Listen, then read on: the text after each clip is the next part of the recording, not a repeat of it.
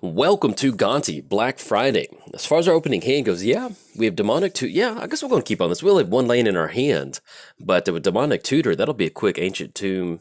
Man, oh, that's a lot of damage though, but hey, what else would Black Friday would be without a bunch of damage? So yes, we're going to keep on this one, I like it.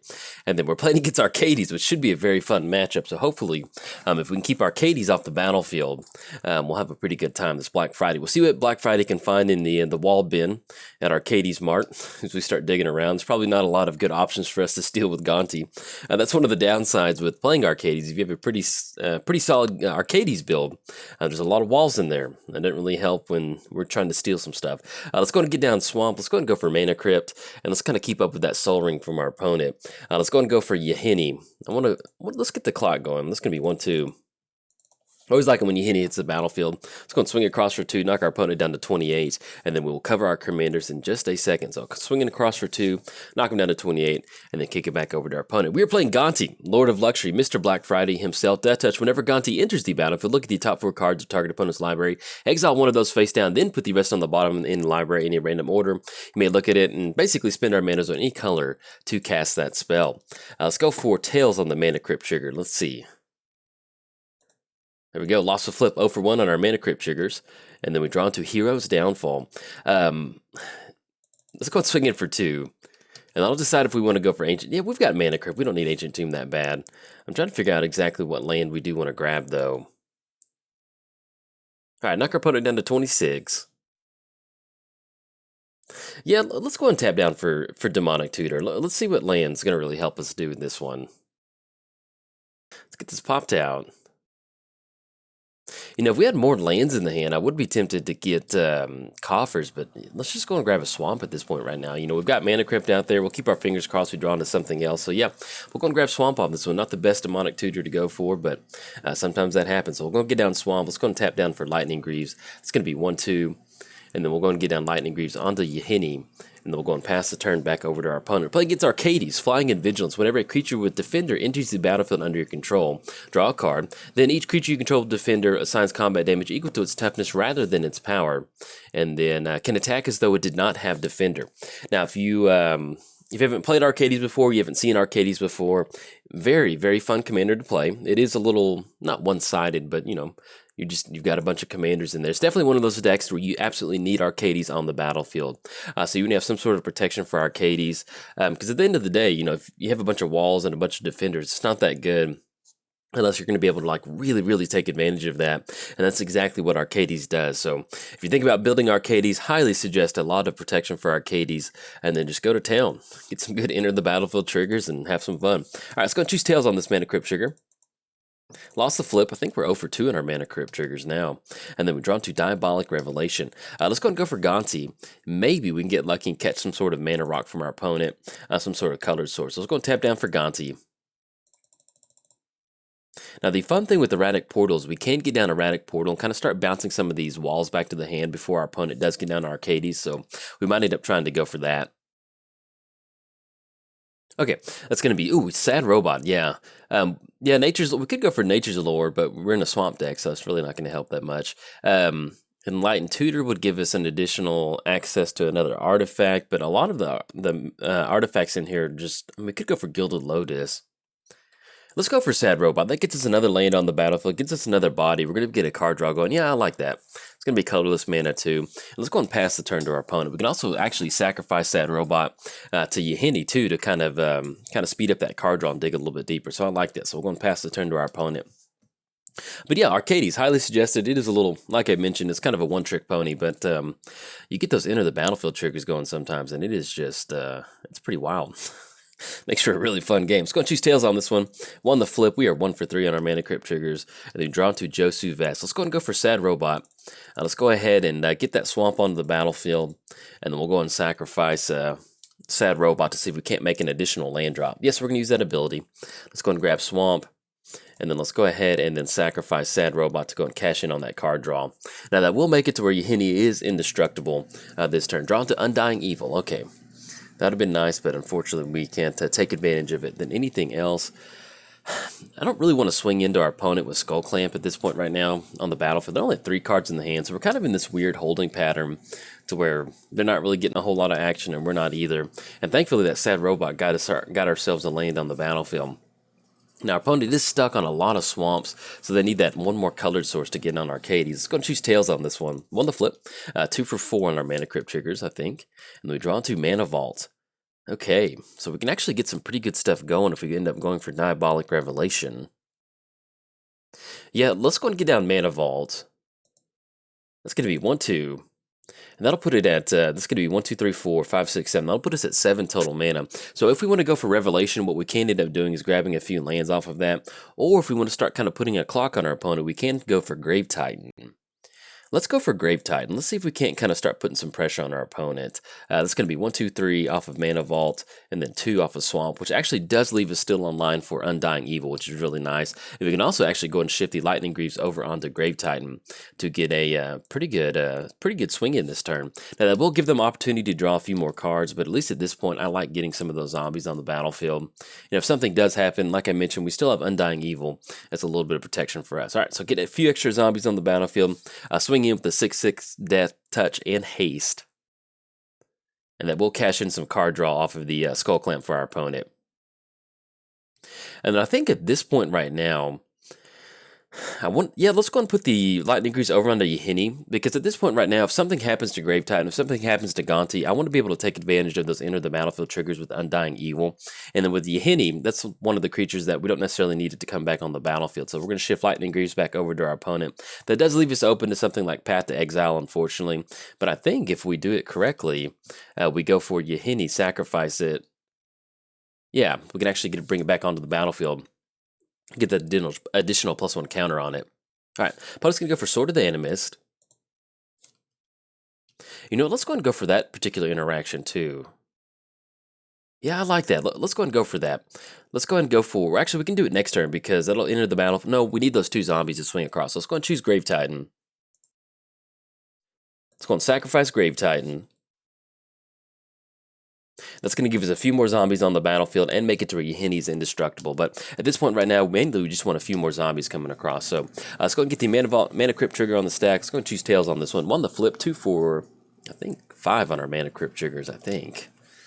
Kind of, as the game wears on, kind of lose track of it sometimes. Not going to pay for Mana Vault at this point right now. We draw into Whispering One, get that 1 damage being dealt to us. Actually, if we go for Erratic Portal, that's pretty brutal. Yeah, if we go for Erratic Portal, it's going to bounce Sunweb back to the hand. Let's go and let them get some card draw going.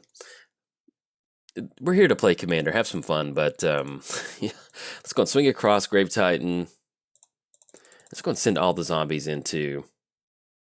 And also, we still have Hero's Downfall, too, now that I think about it. Yeah, let's go and do that. That way we can do Hero's Downfall on Sunweb. And that way we can still... not really, they still get the card draw going. And, you know, if they can get down Arcady somehow and bounce back from this, I'm okay with that one. You know, I'm here to have some fun. So they're going to get that card draw off of Skull Clamp, but we definitely could have gone for Erratic Portal since they were tapped out. But there's a little bit more of a game time decision on that one. All right, so we're going to cross with our whole board on this one.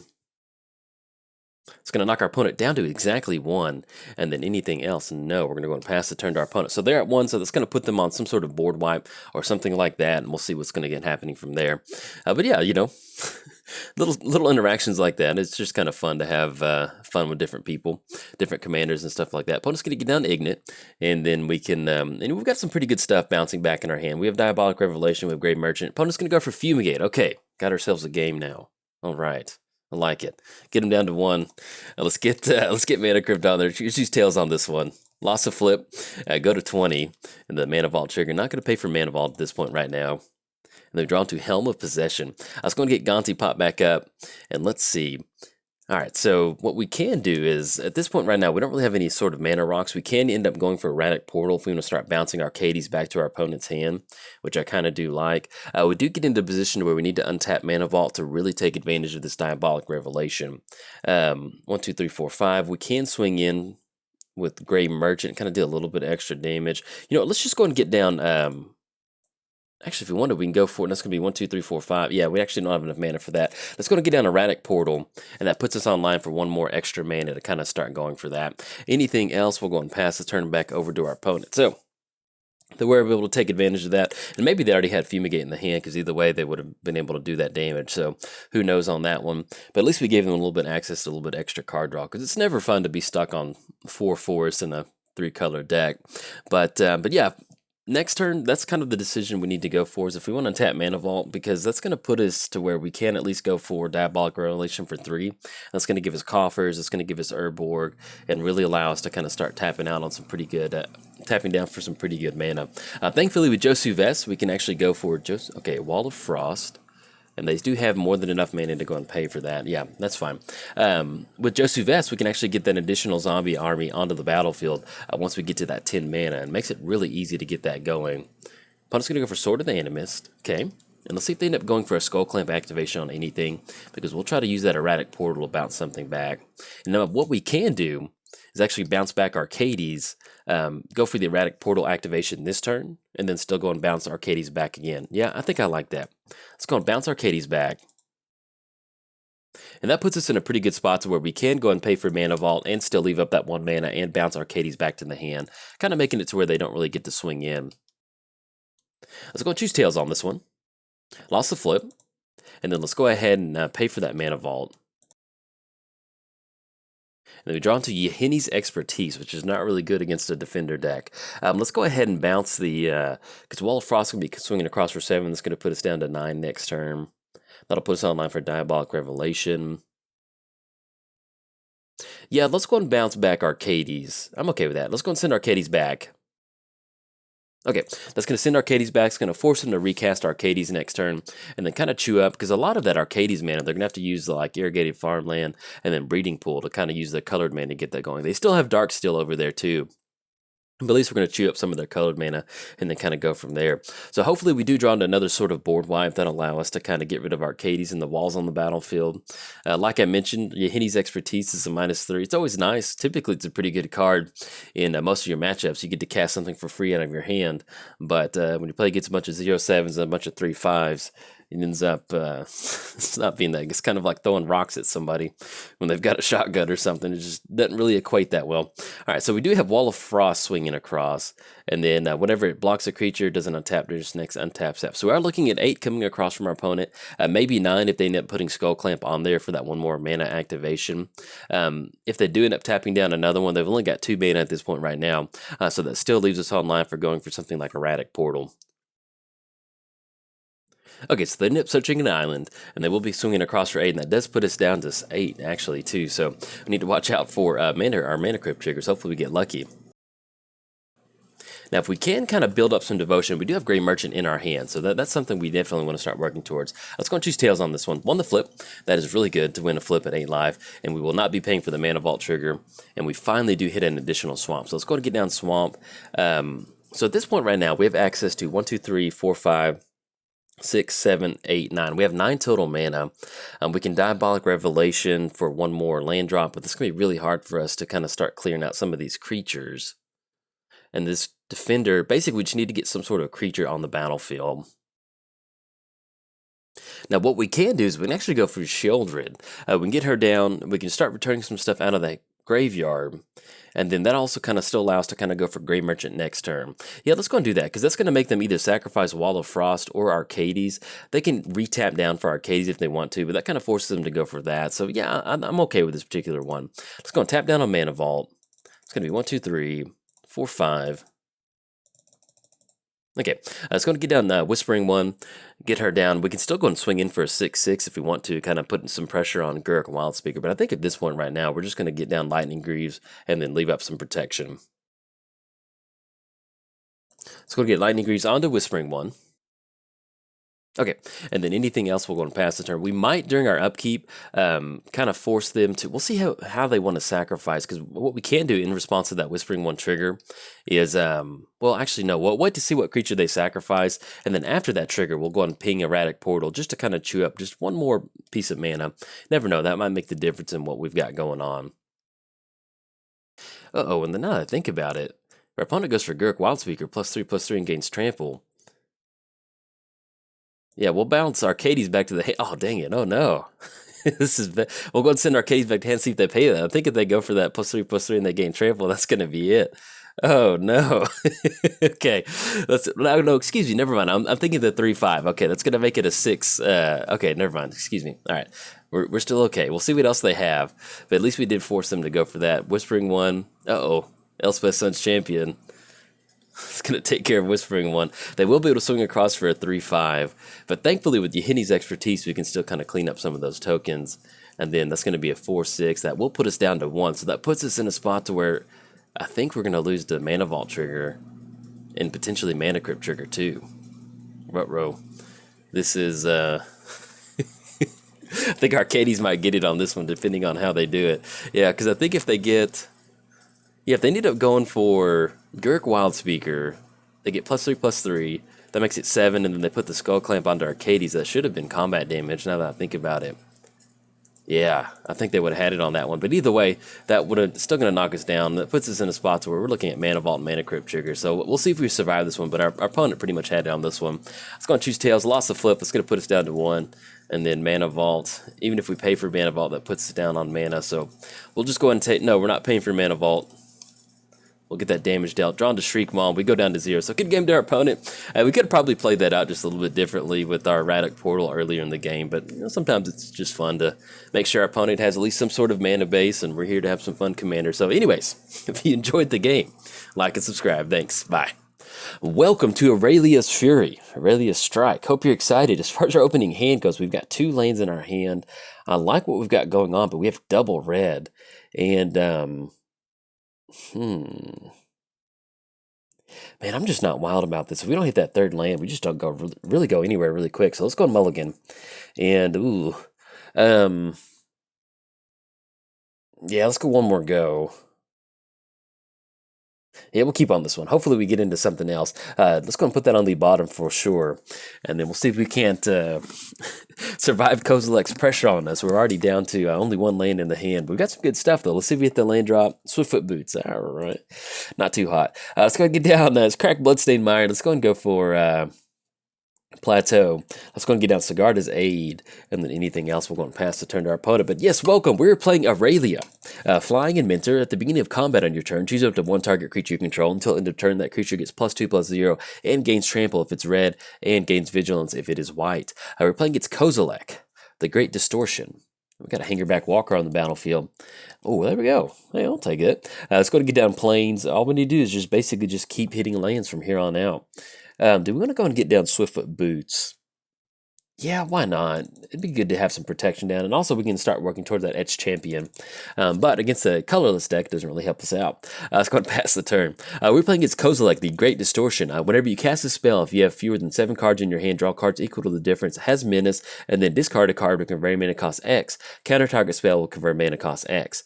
I will say this, Kozelek is one of my favorite Eldrazi. I don't really have a lot of Eldrazi, or a lot of the Eldrazi I'm not a huge fan of.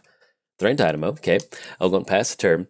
But Kozelek, I love Kozelek because we did a special lounge. And if you haven't seen the lounge, or at least it's, the lounge is a multiplayer series that I do with like Mudsta, Commander Replay, and Eli from Cardboard Confrontation.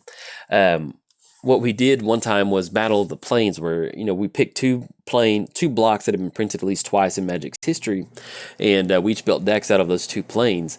And so I had the Zendikar, that's what it was. I had Zendikar, and I had Kozelek, and Mudsta was going for a really nice line of play. He was going to get some really good value going, and I had Kozelek on the battlefield, and I discarded a Gideon to counter some sort of, because Mudsta was on Ravnica, and then I think what it was is Mudsta was going to get down Fathom Mage, and then put down Followed Footsteps on Fathom Mage, and basically it was going to allow them to keep getting a copy of Fathom Mage and basically equate to a ton of card draw. I was like, man, that can't happen. And so with the Fathom Mage on the stack, I exiled Gideon with Kozelek, and I countered it. And it's just, to this day, that's one of my favorite moments in the lounge, is countering a Fathom Mage off of Kozelek. I could just imagine Kozelek up there just kind of like a basketball person, just like knocking that Fathom Mage back into the graveyard. So Anytime I see Kozelek, I always think about that. Now, we are stuck at 2 lanes, and our opponent's got a ton of stuff going on their side of the battlefield, and with Temple of the False God. So we'll see what we've got going on. Even if they want to, they can actually use Thespian Stage to become a copy of Temple of the False God, and that's going to be not that good for us. So I might, depending on how this game plays out, we might kind of throw this one over. We got Ulamog coming down. Okay, I might throw this one over into the Spin the Wheel series because we got to tell a fun little Kozelek story. But yeah, as far as and in fact, I'll just turn this into Eldrazi. Yeah, and they are going for that. Man, I don't like the Eldrazi. I do like the Eldrazi in the newer set. They kind of have really cool, powerful abilities. I just hate the Annihilator ability. Like, and I don't. It's not me being salty. It's just one of those like indestructible. No, it's gonna be Exile. Yeah, permanency control gain. Let's see. Let's force them to use that Ulamog trigger. We'll go and pass the turn. But yeah, I just don't like the Annihilator trigger. I don't know. It's just like it's just one of those like I feel like if you've played Magic, you're always allowed to be like, I just don't want this to exist in Magic. You don't really have to give a reason, and that would definitely be the Eldrazi, at least the old school Eldrazi. You know, stuff like Ulamog. You know, you're looking at 10 mana, exile 2 permanents. That's pretty good. And then they have the exile top 20 cards of the library. So that's something that is not getting rid of your permanents. You can still get a chance to kind of survive that. But with the old ones, I don't know. I just don't really enjoy it. That would be my strike. I'd get rid of those. And also graveyard hate. I'd get rid of all the graveyard hate in the world. And then we'd just be Vengevine mirrors all day. So, all right, so we get that down. Yeah, this is a not looking so hot. Can't even get down 3 in Dynamo. Good game to our opponent. Kozelek's going to get it. And unfortunately, we weren't able to get down any sort of Aurelia action, but we got some good Kozelek talk in. So anyways, if you enjoyed the video, like and subscribe. Thanks. Bye. Welcome to Chromium, the Mutable. As far as opening hand goes, yeah, I love it. This is really good opening hand. We'll keep on this one. We have Azorius Signet, we have Mind Stone, we have Pithing Needle to hopefully grab one of our opponent's Planeswalkers. And we're playing this Grand Arbiter Fart Monster, so it should be a fun matchup. And I'll explain why Grand Arbiter is the Fart Monster here in a second. But let's go ahead and get let's go ahead and get Fetid Pools down. I have that coming to play tapping than anything else. We're going to pass the turn to our opponent. We're playing Chromium. I don't know why that's got me so tickled. Chromium, the Mutable. Flash, can't be countered. Flying, discard a card until end of turn. Chromium becomes a human. 1/1, can't be blocked, and has hexproof. Playing against Grand Arbiter Augustin the Fourth, or the street name, the Fart Monster. Let's go ahead and get down Pithing Needle. Excuse me, let's go ahead and get down Polluted Delta.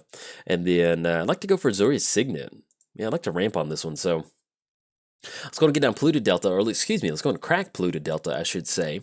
And we have Hollowed Fountain in the hand. Do we want to grab a black-white source? Is that something that we want to get going? Let's go and get this popped out just a little bit. It makes it so small, and make sure you don't miss something. And then Scrubland, there we go. Let's grab Scrubland. Let's go and get down Azorius Signet. Yeah, it's going to be 1-2. And then anything else, we're going to go and pass turn to our opponent. But yeah, playing against Grand Augustine is Grand Arbiter Augustine. White spells you cast cost 1 less, blue spells cost 1 less, and then spells we cast cost 1 more to cast. So kind of a blue-white control style deck. So hopefully it should be pretty fun. Oh, opponent's going to get down Arbiter. So let's see if we can't... well, we've done all of our searching at this point right now, so it's not the end of the world. We do have to watch out for some sort of Wasteland-style effect, or Ghost Quarter, I should say. Now, at this point, we tap out for Worn Power Stone. That's going to be 1, 2, 3. We can still go for something like Hollowed Fountain. I think I like that. Let's go and Shotgun Hollowed Fountain. We're going to pay 2 life on this one. That will put us down to 27. Let's go and tap out on Azorius Signet, get the Scrubland going. At this point right now, we just really want to kind of power past our opponent as far as the mana goes. So let's go and tap out for Serum Visions and then see what we can kind of scry into. Ooh, Contraband Kingpin. Do we want both of these on top? So we're looking at Chromium for 7. That's going to be 1, 2, 3, 4, 5, 6, 7, 8. Once we get that down, Contraband, yeah, Contraband, you can see he's down in the bottom left corner of the screen. He's such a really good card in this deck, and I like tapping out for an extra Everflowing Chalice. So let's go and put Everflowing Chalice on top, and then we'll go and put Contraband Kingpin on top. I like both of those. And then we're going to go and pass the turn to our opponent. But yeah, Grand Arbiter. So whenever I first started doing my channel, I had my thumbnails, and I'd always type out their full name. Typically now when I do my thumbnail now, I don't really write their full name out just because it takes up a lot of space and it does, the sizing of the font doesn't look as good. You know, I'll just type in like Arbiter. I'll type in Grand Arbiter instead of Augustine the Fourth. So it just makes a little bit more room and it makes the font look just a little bit better. And so used to when I would do that, actually Contraband Kingpin. Let's go and get Island down, and we'll be paying for these Ristic studies. We do have enough to pay for Ristic study actually off of this one. So let's go and go for Contraband Kingpin. That's going to be black and a blue. And then we'll need to tap out for one more. Definitely pay for that one off one Power Stone. We want to make sure our opponent is not getting any sort of card advantage if possible. So we're going to go and take care of that. Yeah. Pay for that Ristic study. We'll have Mind Stone enter the battlefield, which will still give us just enough mana to go and pay for that too. And then we'll still hold on to this Pitting Needle to see what, maybe we can grab some sort of Planeswalker or something. All right, let's go and tap out for one off Ristic study. Yes, and we'll go and leave up at least one white mana to represent some sort of Path to Exile mana. That way at least it's a little bit, opponent's got to think about it just for a little bit. We'll get the Scry off Contraband Kingpin. That should have that Everflowing Chalice on top. Yeah, I don't mind tapping out for that. We're going to put that on top. Leave that on there, and then anything else, we're going to go and pass the turn to our opponent. But yeah, so when I would do those thumbnails, I would type their full name out. And so I always knew it was Grand Arbiter, but I could never remember how to spell Augustine the Fourth. I mean, the 4, I can remember how to do that, but I could never remember what that third word was, basically. So I'd always just type in Fart Monster, because in the text box, it'd be like Grand Arbiter, and then Fart Monster would fit perfectly underneath it. So that was my way of Karmic Justice. Okay, that's not too bad. That was our way of that was my way of just kind of filling up that text box. And I don't think our opponent paid for the 2 mana off of Arbiters. So they just actually got hit with their own cat Jesus on that one. So yeah, you got to click on the Arbiter first. That's always a bummer. Sometimes that happens. And all right, Post's going to scoop it up on this one. I'll probably go and post this up in some form or fashion because this is pretty much what we want to get going. We get down a ton of artifacts and kind of start going from there. We had that Everflowing Chalice going. We had Karn coming down. Our opponent's going to disconnect off this one. But yeah, we're getting Karn down, one with Machine. This is pretty much what we want to do with Chromium, but I'll probably throw this on the back end of another video or a shorter video or something like that because you get to hear about Grand Arbiter Fart Monster. It's always a fun time. Anyways, if you enjoyed the video, like and subscribe. Thanks. Bye.